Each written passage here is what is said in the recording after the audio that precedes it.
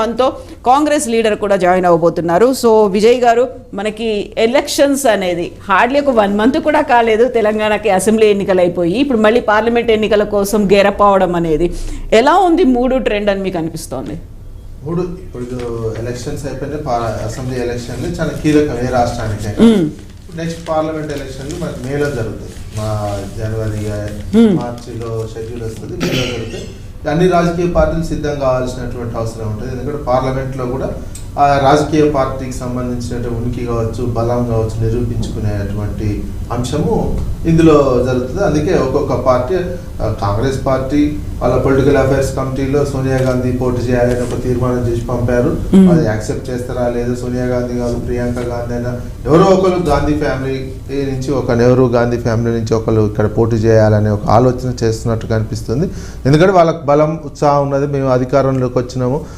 ఆ నేపథ్యంలో అంటే వచ్చినారని వాళ్ళు చేస్తామని నల్గొండ నుంచి చేయమనేది ప్రధానంగా వస్తున్నటువంటిది. నల్గొండ జనరల్ కాంగ్రెస్ పార్టీకి బలంగా ఉన్నటువంటి ఎంపీ స్థానము. అది ఎప్పుడైనా అటువంటి దానివల్ల ఉపయోగం ఉండదు. ఓడిపోయేటువంటిది బలహీనంగా ఉన్నటువంటి చోట వాళ్ళు ఏదైనా నిలబడితే పార్టీకి బూస్ట్ వచ్చే అవకాశం ఉంటుంది. ఇంకొకటి కాంగ్రెస్ పార్టీది ఏంటంటే ఉత్తరప్రదేశ్లో మళ్ళీ సోనియా గాంధీకి కూడా ఎఫెక్ట్ అయ్యే అవకాశం ఉంది అనేది వస్తున్నట్టు.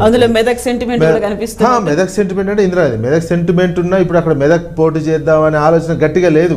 ఎందుకంటే మెదక్లో ఇక్కడ ఉన్నటువంటి పార్టీ బలంగా ఉందనే ఒక అంచనా ఉంది. వాళ్ళకి బలంగా ఉన్నటువంటి సీటు నల్గొండే. దాదాపు ఒక 30-35 సంవత్సరాల నుంచి నల్గొండ సీటు వేరే పార్టీ వాళ్ళు గెలవట్లేదు, కాంగ్రెస్ పార్టీయే గెలుస్తుంది పార్లమెంట్ నియోజకవర్గానికి సంబంధించినటువంటి. అట్లాంటిది వాళ్ళు అట్లాంటిది చూజ్ చేసుకుంటున్నారు తప్ప బలహీనంగా. ఇప్పుడు ఉన్నటువంటి ఉత్తరప్రదేశ్లో ఏమైంది, సోనియా గాంధీ ఓడిపోతుంది. ఎందుకంటే పోయినసారి రాహుల్ గాంధీ ఓడిపోయాడు, మళ్ళీ సార్ సోనియా గాంధీ కూడా ఓడిపోతే మరింత కాంగ్రెస్ పార్టీకి పరువు వద్దనే వాళ్ళు దక్షిణాది మీద పడ్డారు. ఎందుకంటే దక్షిణాదిలో కర్ణాటక, కేరళ, ఇప్పుడు తెలంగాణలో పార్టీ బలంగా ఉన్నటువంటి నేపథ్యంలో దక్షిణాదిలో పోటీ చేయించుదామనే ఒక అంచనా కాంగ్రెస్ పార్టీ చేసి అందుకే పొలిటికల్ అఫైర్స్ కమిటీలో ఆ తీర్మానం చేసినట్టు కనిపిస్తుంది. అయితే కాంగ్రెస్ పార్టీ మీద ఈ పార్లమెంట్ ఎన్నికల్లో ఈ 3 నెలల పరిపాలన, 4 నెలల పరిపాలన ప్రభావం కాంగ్రెస్ పార్టీ మీద పడుతుంది. తెలంగాణలో ఇచ్చినటువంటి హామీలు వీళ్ళు విమర్శలు రాజకీయంగా ఇతర పార్టీల మీద విమర్శలు చేయొచ్చు, గత ప్రభుత్వం ఎట్లా ఉందనేది ఒక విమర్శ చేస్తున్నప్పటికీ పర్ఫార్మెన్స్ విషయం 3 నెలల్లో మీరు చెప్పినటువంటి హామీలు ఎంతవరకు నెరవేర్చారు, మాకు ఆ సౌకర్యాలు అందుతున్నాయా లేదా అనే అంశాన్ని మాత్రం పబ్లిక్, ఓటర్లు ఒక అంచనా వేసుకునే అవకాశం కనిపిస్తుంది. ఇందులో కనుక ఏమాత్రం వాళ్ళు, ఎందుకంటే తేడా ఉంటుంది ఎలక్షన్కి ఫలితాల్లో మన తెలంగాణలో తేడా కనిపిస్తుంది. బై ఎలక్షన్స్ కావచ్చు, నెక్స్ట్ జరుగుతున్న ప్రతి ఎలక్షన్కి ఓ రకమైనటువంటి చేంజ్ కనిపిస్తుంది. అట్లాంటిది ఏదైనా జరిగితే కాంగ్రెస్ పార్టీకి ఎన్ని సీట్లు వస్తాయో చూడాల్సినటువంటి అవసరం ఉంది. ఇక బీఆర్ఎస్ పార్టీకి సంబంధించినటువంటి వాళ్ళు ఇప్పుడే సమీక్షలు చేసుకోవడం, 3వ తారీఖు నుంచి ఒక్కొక్క పార్లమెంట్ నియోజకవర్గం నుంచి పెట్టుకునే ఏర్పాటు బీఆర్ఎస్ పార్టీ చేసుకుంది. అదేవిధంగా బీజేపీ, మరి వీళ్ళు ఎన్ని సీట్లు పోటీ చేస్తారు, బీఆర్ఎస్ పార్టీ అన్ని సీట్లలో పోటీ చేస్తున్నటువంటి క్యాండిడేట్లు ఎవరు ఏంటి అనేది 3వ తారీఖు నుంచి ఆ పార్టీ సమీక్ష చేసుకొని అభ్యర్థులను ప్రకటించి ఒక పకడ్బందీగా ఎన్ని సీట్ల ఫైట్ చేద్దామనే ఒక అంచనాతోటి కనిపిస్తున్నట్టు తెలుస్తుంది. ఇక బీజేపీ కూడా అమిత్ షా ఇన్ఛార్జిగా ఉన్నాడు. ఇప్పుడు పార్లమెంటు వరకు రాష్ట్రానికి అమిత్ షా ఇన్ఛార్జ్ నిన్న వచ్చి 10 సీట్లు టార్గెట్గా పెట్టుకోవడం జరిగింది. వాళ్ళు ఎప్పుడైనా పోయినసారి అసెంబ్లీ ఎలక్షన్లప్పుడు 90 సీట్లు టార్గెట్ పెట్టుకున్నారు. తెలంగాణ మిషన్ 90 అని చెప్పి 9 వస్తే చాలనే కాడికి పోయింది.